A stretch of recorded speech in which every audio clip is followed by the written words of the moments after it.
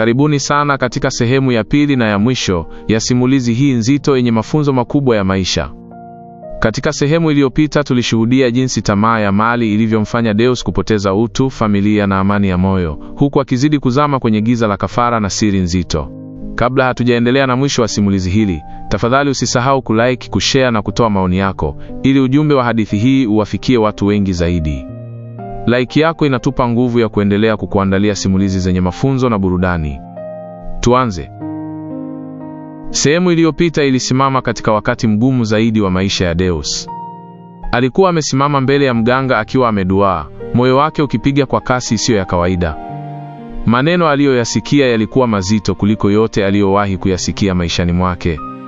Mganga alikuwa amemwambia wazi bila kuzunguka, unatakiwa umtoe kafara mdogo wako Dennis. Deus alishangaa sana, macho yake yakipanuka kwa hofu na mshangao. Alimsogelea mganga hatua moja mbele, sauti yake ikiwa imejaa maumivu na maswali mazito. Kwa sauti ya kuomba, Deus alisema, "Mganga, mimi sina ndugu mwingine zaidi ya Dennis. Nikimtoa nitabaki na nani duniani? Tafadhali naomba nitoe kafara hata ya wanyama au watu wengine, lakini sio mdogo wangu Dennis." Alisema maneno hayo kwa uchungu mkubwa, akihisi kama dunia nzima ilikuwa inambana. Dennis alikuwa damu yake, mtu aliyebaki baada ya kifo cha mama yao. Mawazo ya kumwangamiza mdogo wake yalikuwa mazito kuliko alivyoweza kuyavumilia. Mganga alimtazama kwa macho makali yasiyoonesha huruma. Hakusita hata kidogo. Kwa sauti ya msisitizo mkali, alisema, "Hapana. Lazima utoe kafara ya mtu wako wa karibu. Hakuna mbadala. Na kama hutafanya hivyo, ndani ya wiki moja utapoteza kila kitu ulichopewa." Maneno hayo yalikatisha kabisa matumaini ya Deus. Hakukuwa na majadiliano, hakukuwa na njia ya mkato. Masharti yalikuwa wazi na ya mwisho. Deus alihisi nguvu zikimuisha mwilini. Alitoka kwa mganga akiwa amechoka sana, sio kwa mwili bali kwa roho. Alitembea kwa hatua nzito hadi kwenye gari lake, akakaa ndani kwa muda bila kuwasha gari. Mikono yake ilikuwa ikitetemeka, macho yake yakiwa yamejaa machozi, lakini hakulia. Alijisikia mpweke kuliko wakati wowote ule. Alipowasha gari na kuanza kuendesha, mawazo yalikuwa yakimkimbiza bila mpangilio. Alikuwa akiendesha gari huku macho yake yakiwa barabarani, lakini akili yake ikiwa mbali kabisa.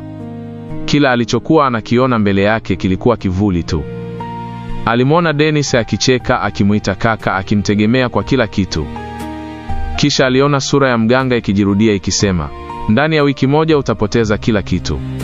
Maneno hayo yalikuwa kama sauti ya radi, ikimvuma masikioni mwake kila sekunde. Maumivu yalimzidi. Alikuwa amechoka kupigana na maisha, amechoka kutoa kafara moja baada ya nyingine, lakini tamaa ya mali ilikuwa bado inamshika koo. Alijua bila pesa na biashara zake, maisha yake yangerudi kuwa ya mateso kama zamani. Alijua pia kuwa Dennis hakuwa na hatia yoyote. Hapo ndipo alipoamua kuwa hawezi kubeba mzigo huu peke yake. Alihitaji ushauri wa mtu aliyekuwa tayari amepita njia hii. Akiwa bado anaendesha gari, mawazo yake yakamrudisha kwa Samuel. Samuel alikuwa mtu aliyemuingiza kwenye dunia hii ya giza. Alikuwa tajiri, mwenye uzoefu wa mambo ya kafara na masharti ya mganga. Deus akaamua aende kwa rafiki yake Samuel kuomba ushauri. Alibadilisha mwelekeo wa gari, akakanyaga mafuta zaidi, akiwa na matumaini kwamba Samuel angeweza kumpa njia ya kutoka katika tatizo hilo. Njiani kuelekea kwa Samuel, moyo wa Deus ulikuwa mzito. Alijilaumu kwa maamuzi aliyoyafanya zamani. Alikumbuka jinsi alivyochagua mali badala ya utu, jinsi alivyompoteza mama yao, na sasa alikuwa amefika hatua ya kumtoa mdogo wake pekee. Alijiuliza kama kweli utajiri huo ulikuwa na maana yoyote, kama uligharimu maisha ya wale aliowapenda zaidi. Alipoendelea kuendesha gari kuelekea nyumbani kwa Samuel, uso wake ulikuwa umejaa uchovu na maumivu. Hakuwa tena yule Deus aliyekuwa na furaha ya pesa na magari. Alikuwa mtu aliyejeruhiwa ndani, aliyebanwa kati ya tamaa ya mali na sauti ya dhamira iliyokuwa ikimlaumu. Alijua fika kuwa maamuzi yatakayofuatia yangeamua hatima ya maisha yake yote. Ndani ya moyo wake alibeba hofu kubwa, akitumaini kuwa kwa Samuel angepata jibu, hata kama lingekuwa la giza zaidi. Deus alipofika nyumbani kwa Samuel, lango kubwa la chuma lilifunguliwa taratibu, na mlinzi akamsalimia kwa heshima. Alishuka kwenye gari lake polepole, hatua zake zikiwa nzito kana kwamba miguu yake ilikuwa imelemewa na mizigo ya mawazo. Samuel alipomtazama tu kwa mbali alijua kuna jambo kubwa limempata rafiki yake. Uso wa Deus haukuwa na ule mwanga wa kawaida wa mtu mwenye mali na mafanikio, bali ulikuwa umejaa huzuni na uchovu wa ndani. Samuel alimkaribisha vizuri ndani ya nyumba yake ya kifahari. Walikaa sebuleni, meza ikiwa imejaa vinywaji na vitafunwa, lakini Deus hakugusa chochote. Alikaa kimya kwa muda, macho yake yakitazama sakafu kana kwamba alikuwa anaona picha fulani ya maisha yake ikimrudia kichwani. Samuel alimwangalia kwa makini, kisha akamuuliza kwa sauti ya upole lakini yenye wasiwasi, "Vipi rafiki yangu, mbona unaonekana mnyonge sana leo? Sio kawaida yako." Deus alitoa pumzi ndefu, akaegemea mgongoni mwa kiti. Alijua haikuwa na maana kuficha chochote kwa Samuel, kwani yeye ndiye aliyemfungulia mlango wa dunia hii ya giza. Kwa sauti ya chini iliyojaa uchungu, Deus alianza kuelezea kila kitu kilichomtokea. Alimwambia kuhusu safari yake kwa mganga, masharti mapya na tishio la kupoteza kila kitu alichonacho. Alipofika kwenye sehemu ya kumtoa kafara Dennis, sauti yake ilitetemeka zaidi. "Mganga anataka nimtoe kafara mtu wangu wa karibu," Deus alisema kwa uchungu. "Wote niliokuwa nao nimewapoteza. Amebaki Dennis tu. Nitawezaje kumtoa kafara mdogo wangu wakati ndiye damu yangu pekee iliyobaki?" Macho ya Deus yalijaa machozi, lakini hakuyaruhusu yadondoke. Alikuwa ameumizwa sana ndani ya moyo wake. Samuel alimsikiliza kwa makini bila kumkatiza. Badala ya kushangaa au kuonesha huruma, alitabasamu kidogo, tabasamu la mtu aliyekuwa amezoea maamuzi magumu. Baada ya muda mfupi wa ukimya, Samuel alisema kwa sauti tulivu, "Deus, wewe ulikosea kitu kimoja kikubwa sana." Alisimama kidogo, akanywa fundo la kinywaji chake, kisha akaendelea, "Ulitakiwa uoe mapema." Maneno hayo yalimgonga Deus kama radi. Alimwangalia Samuel kwa mshangao, akishindwa kuelewa alichomaanisha. Samuel akaendelea kwa utulivu wa kutisha, "Ukitazama mimi, nina wanawake wengi. Nina watoto wengi pia. Kila mwaka ninapohitajika kutoa kafara, siumii sana, kwa sababu nawatoa watoto.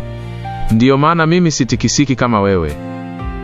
Deus alibaki amekaa kimya, mdomo wake ukiwa wazi kwa mshangao. Hakuwahi kufikiria jambo hilo kwa kina namna hiyo. Mawazo yake yalikuwa yakizunguka kwa kasi.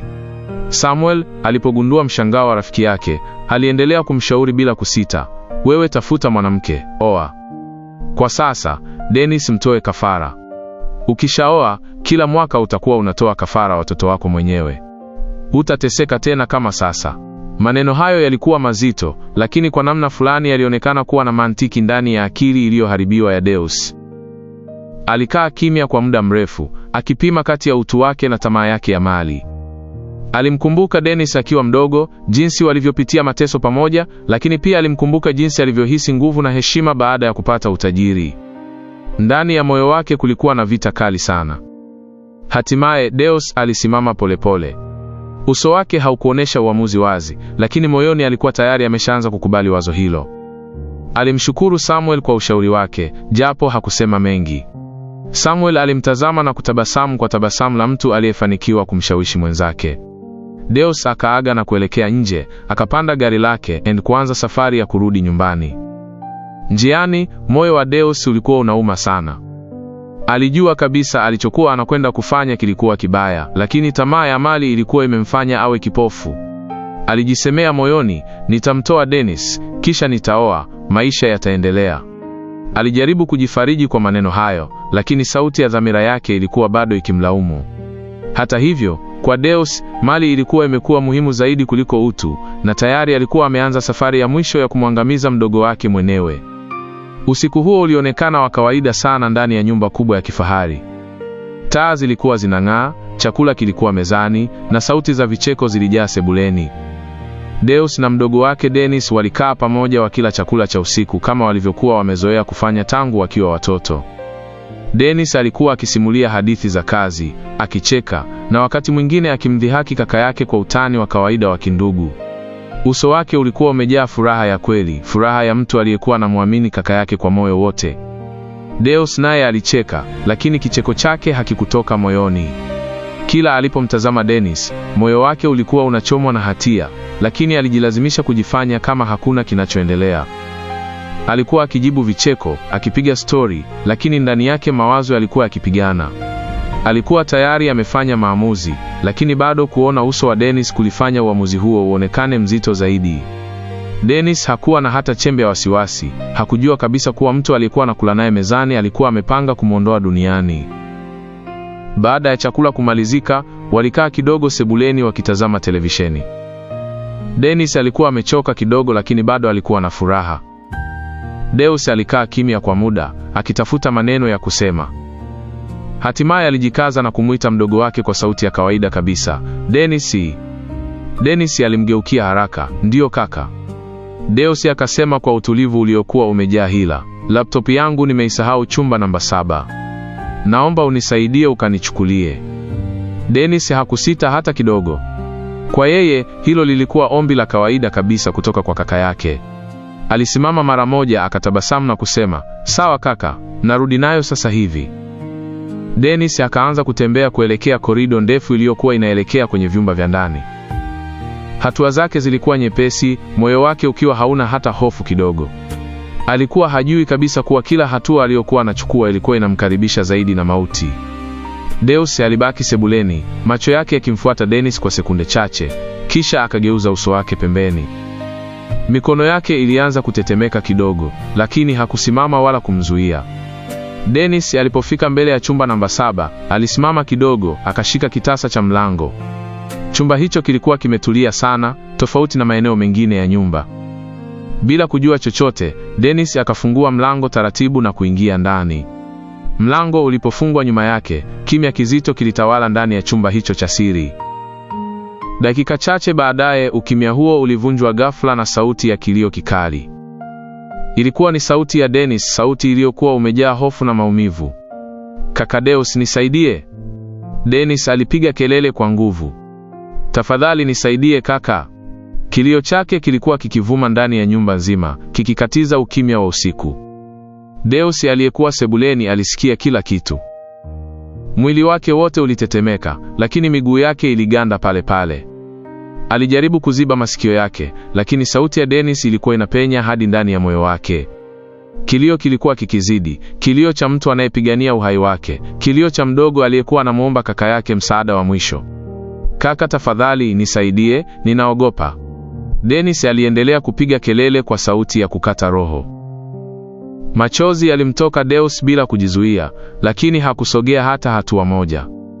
Alibaki amesimama, akijaribu kujishawishi kuwa alichokuwa anakifanya kilikuwa kwa ajili ya maisha bora. Kilio cha Dennis kilianza kupungua taratibu, sauti ikawa dhaifu, ikijaa uchovu na maumivu. Baada ya dakika chache, kilichobaki kilikuwa ni kimya kizito na cha kutisha. Hakukuwa na kelele tena. Hakukuwa na sauti ya kuomba msaada. Ndani ya chumba namba 7, mauti yalikuwa yamefanya kazi yake. Deus alisimama pale pale kwa muda mrefu, moyo wake ukiwa mzito kuliko jiwe. Alijua kabisa kuwa kuanzia usiku huo, hakuwa tena kaka, wala hakuwa tena binadamu mwenye utu kamili. Alikuwa amechagua mali badala ya damu yake mwenyewe, na damu hiyo sasa ilikuwa imemwagika kimya kimya ndani ya chumba cha siri. Kifo cha Dennis kilikuja kama mshtuko mkubwa kwa kila mtu aliyemfahamu. Siku ya mazishi, uwanja ulijaa watu wengi, majirani, ndugu, marafiki na wafanyakazi wa kampuni za Deus. Kila mtu alihuzunika kwa msiba huo mkubwa, hasa walipomwona Deus akiwa amekaa karibu na jeneza, macho yake yakiwa mekundu na uso wake umejaa huzuni. Alilia kwa sauti, akipiga mayowe ya maumivu, akijitupa chini mara kwa mara kana kwamba moyo wake ulikuwa umevunjika vipande vipande. Watu wengi waliguswa sana na kilio chake. Baadhi ya majirani walinong'ona kwa huzuni, wakisema, "Maskini Deus, kwanza aliondoka mama yake, sasa na mdogo wake ameondoka." Ndugu walimkumbatia, wakimpa maneno ya faraja, wakimwambia awe na subira na amtegemee Mungu. Hakuna hata mmoja aliyedhani kuwa mtu aliyekuwa analia kwa uchungu mbele yao ndiye aliyekuwa chanzo cha kifo cha Dennis.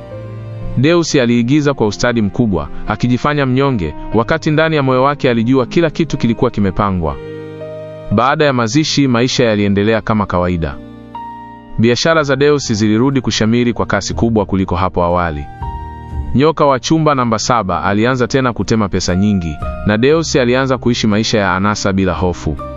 Alisafiri, alinunua magari mapya na kufanya sherehe kubwa kubwa kana kwamba hakuna kilichotokea.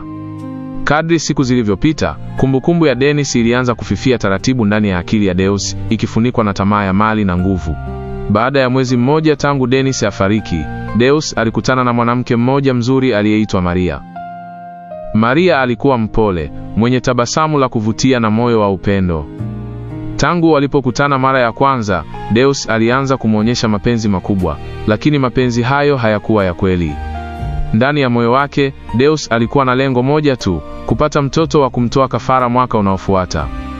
Kila walipokutana, Deus alikuwa akilazimisha suala la mtoto. Natamani sana kupata mtoto na wewe Maria, alikuwa akisema mara kwa mara.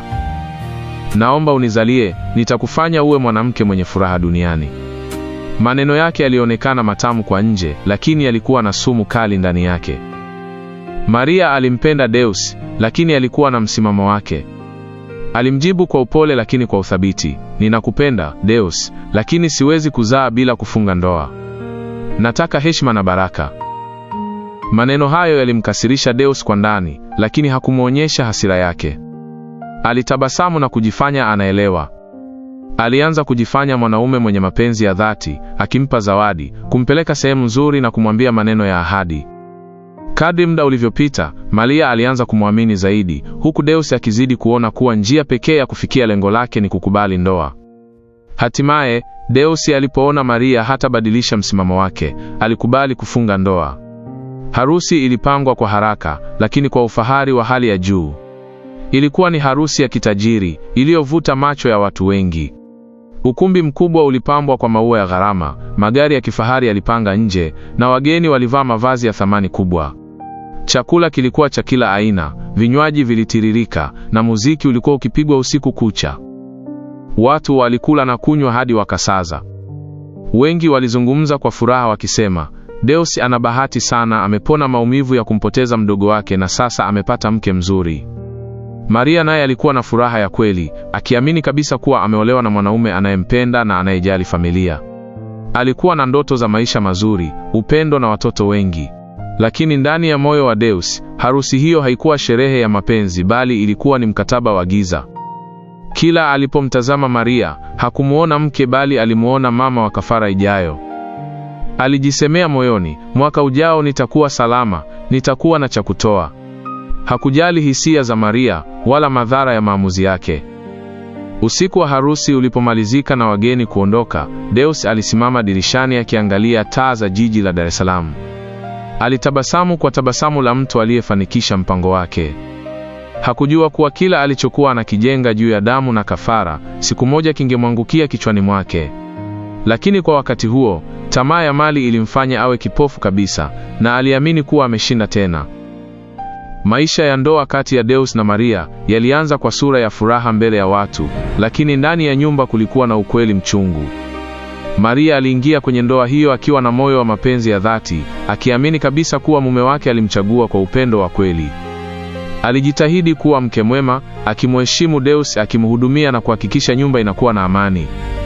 Kila siku aliamka mapema, akaandaa kifungua kinywa, akamsubiri mume wake kwa tabasamu, bila kujua kuwa yeye hakuwa chochote zaidi ya chombo cha kutimiza lengo la giza.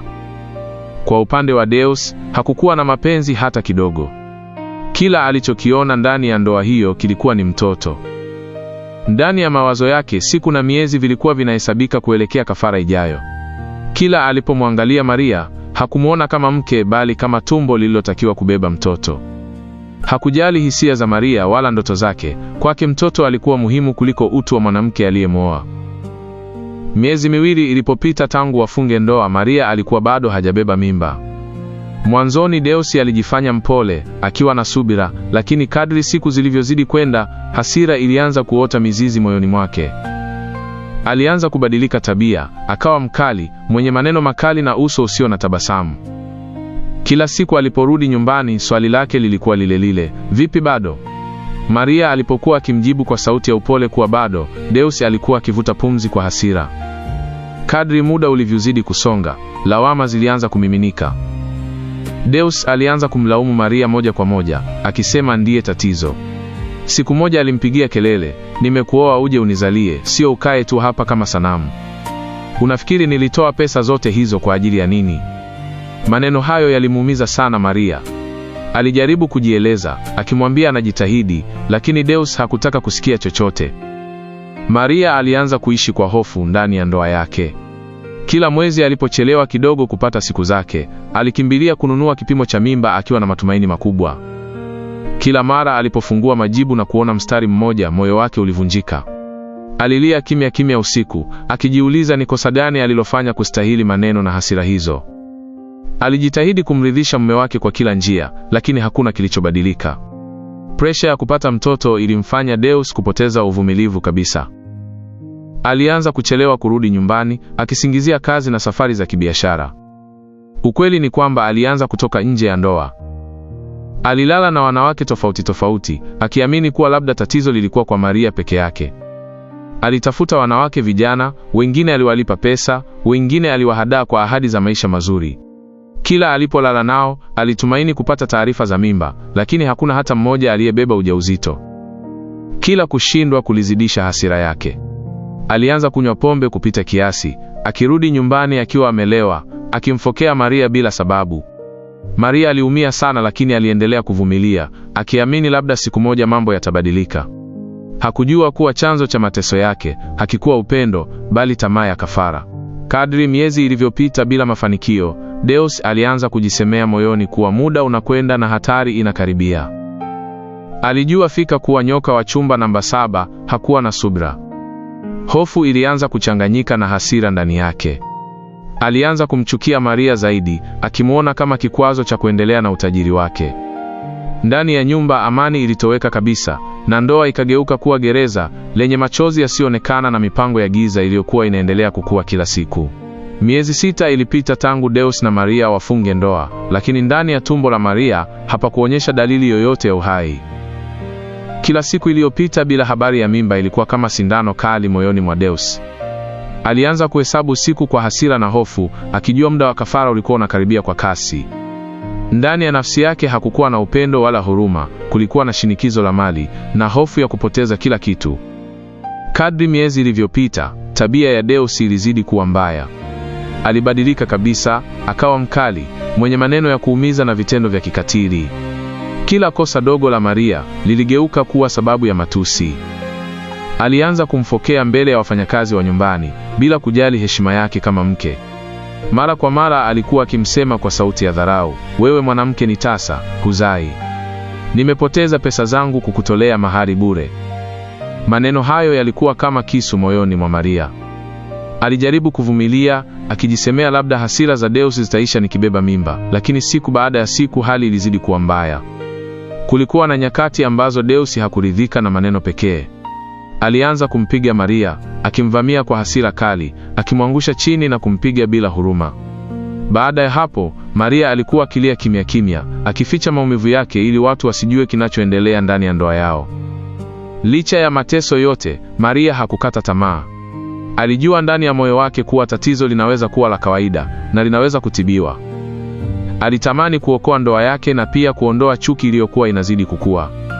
Siku moja jioni, Maria alikusanya ujasiri. Alimfuata Deus sebuleni akiwa amekaa kwenye sofa, akiangalia mpira kwa makini, chupa ya kinywaji ikiwa mezani. Kwa sauti ya upole na unyenyekevu, Maria alizungumza. Mume wangu, naomba kesho twende hospital ili tujue shida ni nini. Alisimama kidogo, akavuta pumzi, kisha akaendelea, naamini tunaweza kupata tiba, nikabeba mimba. Deus aligeuza macho yake taratibu kutoka kwenye runinga, kumtazama Maria kwa jicho kali lililojaa hasira. Alimjibu kwa sauti ya ukatili, shida ni wewe. Wewe ni tasa. Hakuna shida yoyote ya kwenda hospital. Alirudisha macho yake kwenye mpira, kana kwamba Maria hakuwa na thamani. Maria hakurudi nyuma. Alibaki pale pale, macho yake yakiwa na machozi, lakini sauti yake ilikuwa imara. Tafadhali Deus, twende hospital. Tunaweza kupata msaada. Tafadhali na kuomba. Aliposema maneno hayo, kulikuwa na ukimya mzito sebuleni, sauti ya mpira ikisikika kwa mbali. Deus alinyamaza kwa muda, akiwaza. Ndani ya akili yake kulikuwa na hofu nyingine. Je, ikigundulika kuwa tatizo liko kwake? Aliikataa fikra hiyo haraka. Baada ya muda, kwa shingo upande, alikubali. Sawa, tutakwenda, alisema kwa sauti ya baridi, bila kumwangalia. Kesho yake asubuhi waliamka mapema. Hakukuwa na mazungumzo mengi kati yao. Safari ya kwenda hospital ilikuwa kimya, kila mmoja akiwa amezama kwenye mawazo yake. Maria alikuwa na matumaini, ingawa alikuwa na hofu. Deus kwa upande wake alikuwa na hasira na wasiwasi, akijisemea moyoni kuwa kila kitu kingekuwa sawa kama mpango wake usingeharibika. Walipofika hospital, walipokelewa na wahudumu na baadaye wakaonana na daktari. Daktari aliwasikiliza kwa makini, akauliza maswali ya kiafya, kisha akaeleza kuwa ni lazima wafanyiwe vipimo ili kujua chanzo cha tatizo. Maria alikubali bila kusita, akiamini hilo lingekuwa suluhisho. Deus naye alikubali kwa kulazimika, ingawa moyo wake ulikuwa mzito. Wote wawili walichukuliwa vipimo. Maria alionekana mtulivu, huku Deus akionekana mwenye msongo wa mawazo. Majibu ya vipimo yalipokuja, yalibadilisha kabisa hali ya chumba cha daktari. Kulikuwa na ukimya mzito uliojaa hofu na mshangao. Daktari aliangalia karatasi zake, kisha akawatazama wote wawili kwa makini.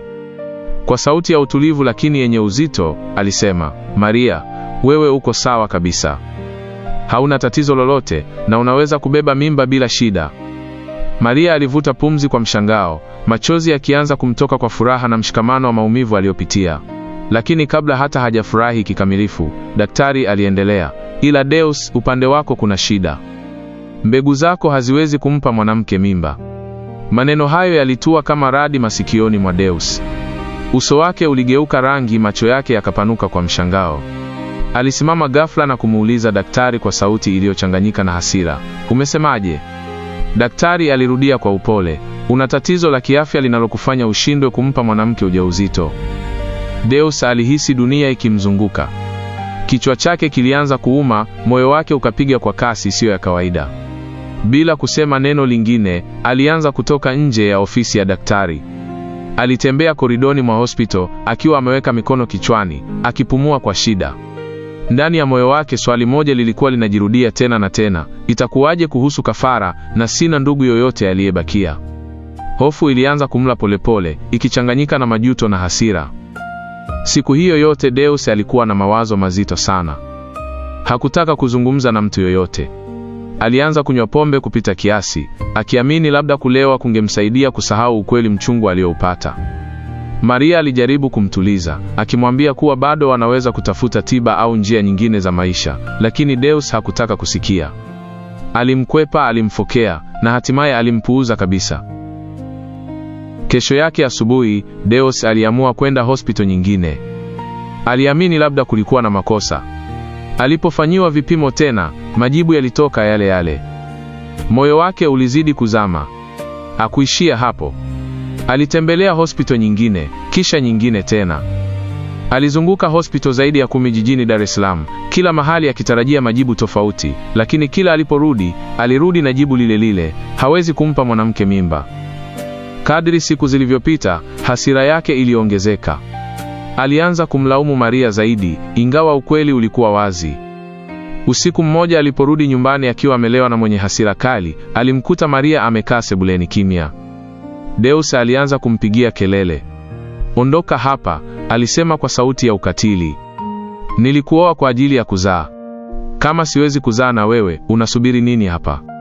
Ondoka, sikuhitaji tena. Hauna faida yoyote kwangu." Bila huruma, Deus alikusanya mabegi ya nguo za Maria na kuyatupia nje ya nyumba. Maria alilia kwa uchungu, akijaribu kuzungumza, lakini Deus hakutaka kusikia chochote. Mlango ulifungwa kwa kishindo, na maisha ya ndoa yakafikia mwisho wake kwa njia ya kikatili. Maria aliondoka akiwa na maumivu makubwa moyoni, akijiuliza ni kosa gani alilofanya. Baada ya kumfukuza Maria, Deus alibaki peke yake ndani ya nyumba kubwa iliyokuwa imejaa kimya cha kutisha. Utajiri aliokuwa nao haukumletea tena furaha. Alianza kunywa pombe kila siku, asubuhi na usiku, akijaribu kuzima mawazo yake. Alikuwa mkali kupita kiasi, akiwafokea wafanyakazi wake kila dakika bila sababu. Wengi walimwogopa, wengine walianza kuondoka kazini. Ndani ya upweke wake, Deus alianza kuhisi hofu ya kweli. Alijua muda wa kafara ulikuwa unakaribia, lakini hakuwa na mtu wa kutoa. Hakuwa na ndugu, hakuwa na mtoto, na nyoka wa chumba namba 7 usingesamehe. Kila usiku, alilala akiwa na ndoto mbaya, akiona giza likimkaribia polepole. Utajiri alioupata kwa damu ulianza kumgeuka, na kivuli cha mwisho wake kilianza kujitokeza waziwazi. Hatimaye siku iliyokuwa ikiogopwa kwa muda mrefu iliwadia. Wakati wa kutoa kafara ulifika, lakini kwa mara ya kwanza tangu aanze safari yake ya utajiri wa giza, Deus hakuwa na jibu. Alikaa ndani ya nyumba yake kubwa akiwa peke yake, kimya kikiwa kizito kuliko kelele. Alihesabu siku, akitazama kalenda ukutani, moyo wake ukipiga kwa kasi. Alijua wazi kuwa nyoka wa chumba namba 7 hakuvumilia kuchelewa, wala visingizio. Hofu ilimvaa mwili mzima, na kwa mara ya kwanza, mali zote alizokuwa nazo hazikumsaidia kitu. Akiwa hana pa kukimbilia, Deus aliamua kwenda kwa mganga. Alipofika, uso wake ulikuwa umejaa hofu na uchovu. Alipiga magoti mbele ya mganga na kusema kwa sauti ya kuomba, "Mganga, mimi sina mtu wa kumtoa kafara. Ndugu zangu nimewatoa wote na bahati mbaya sijapata mtoto. Tafadhali nisaidie." Maneno hayo yalitoka kwa sauti iliyokuwa imevunjika kabisa. Mganga alimtazama kwa hasira kali. Macho yake yalikuwa mekundu, sauti yake nzito. "Nilikwambia masharti tangu mwanzo," alisema kwa ukali. "Sasa unakuja kulalamika? Wewe ulitaka utajiri bila mipaka, sasa lipa deni lako." Bila kusikiliza maelezo mengine, mganga alisimama na kumfukuza Deus, akimwambia asirudi tena. Deus alitoka pale akiwa amevunjika moyo kabisa, akihisi dunia imemgeuka. Akiwa na mawazo mazito, Deus aliendesha gari bila mwelekeo, hadi akajikuta anaelekea nyumbani kwa Samueli. Alikuwa tumaini lake la mwisho. Alipofika, aligonga geti mara kadhaa. Samueli alipotoka, alimuona Deus akiwa katika hali mbaya sana. Kabla hata Deus hajaanza kuzungumza, Samueli alibadilika uso. "Usije kunihusisha na matatizo yako," alisema kwa sauti ya baridi. "Kila mtu alichagua njia yake. Ondoka hapa." Mlango ulifungwa mbele ya macho ya Deus. Rafiki aliyemleta kwenye njia ya giza naye alimkataa. Akiwa hana mtu wala tumaini, Deus alirudi nyumbani. Usiku ulikuwa umetanda, na nyumba kubwa ilikuwa kimya cha kutisha. Alitembea polepole hadi chumba namba 7. Mlango ulikuwa pale pale, mzito, wenye baridi isiyoelezeka. Alipofungua, alimuona yule nyoka mweupe mkubwa akiwa amejikunja sakafuni. Macho yake yalikuwa yakimulika kwa njaa kali. Deus alisimama pale, miguu ikitetemeka, akijua huu ulikuwa mwisho wake. Nyoka alipomuona Deus, alinyanyua kichwa chake polepole, akapanua mdomo wake mkubwa. Hakukuwa na kelele za kuomba msaada safari hii. Hakukuwa na mtu wa kusukuma ndani. Kabla Deus hajafanya chochote, nyoka alimvamia na kummeza mzima. Kilio chake kilimezwa pamoja naye, na chumba kikarejea kwenye kimya chake cha kutisha. Hapo ndipo historia ya Deus ilipoishia. Alikufa kifo kile kile alichokisababisha kwa mama yake na mdogo wake Dennis. Hakukuwa na mazishi ya heshima, wala watu waliomlilia kwa dhati. Baada ya kifo chake, kila kitu alichokijenga kilianza kuporomoka kwa kasi. Kampuni zake zilifilisika, akaunti zilifungwa, wafanyakazi wakakimbia. Nyumba yake kubwa ilishika moto usiku mmoja na kuungua kabisa, na magari yake ya kifahari yakateketea bila kuokolewa. Utajiri uliopatikana kwa damu ulitoweka kama moshi. Hakuna kilichobaki zaidi ya funzo chungu. Watu waliosikia habari za mwisho wa Deus walianza kusimulia hadithi yake kama onyo. Ilikuwa ni simulizi ya tamaa isiyo na mipaka, ya mtu aliyethamini mali kuliko utu, familia na uhai wa binadamu. Mwisho wa yote, ilidhihirika wazi kuwa tamaa ya mali iligeuka kuwa mauti kwa Deus. Alianza akiwa maskini lakini mwenye familia, akaishia akiwa tajiri bila mtu, na mwisho akapoteza kila kitu, ikiwemo uhai wake mwenyewe. Hadithi yake ikabaki kama kivuli cha giza kinachokumbusha kuwa utajiri unaopatikana kwa njia ya kafara haulipi, bali huua polepole hadi mwisho. Hapo ndipo simulizi yetu inapofikia mwisho. Hadithi ya Deus inatufundisha kwa uchungu kwamba tamaa ya mali isiyo na mipaka inaweza kumwangamiza mtu taratibu hadi kupoteza kila kitu, ikiwemo uhai wake mwenyewe. Alianza akiwa na familia na matumaini, akaishia akiwa peke yake, akitawaliwa na hofu, majuto na giza alilolichagua mwenyewe. Funzo kubwa hapa ni kwamba utajiri unaopatikana kwa njia zisizo halali haulipi, na chochote kinachojengwa juu ya damu na mateso ya wengine mwisho wake ni maangamizi. Familia, utu na dhamira haviwezi kununuliwa kwa pesa. Kama simulizi hii imekugusa, tafadhali like, share na comment ili ujumbe huu uwafikie watu wengi zaidi. Asante sana kwa kufuatilia hadi mwisho. Endelea kuwa nasi kwa simulizi nyingine zenye mafunzo na burudani.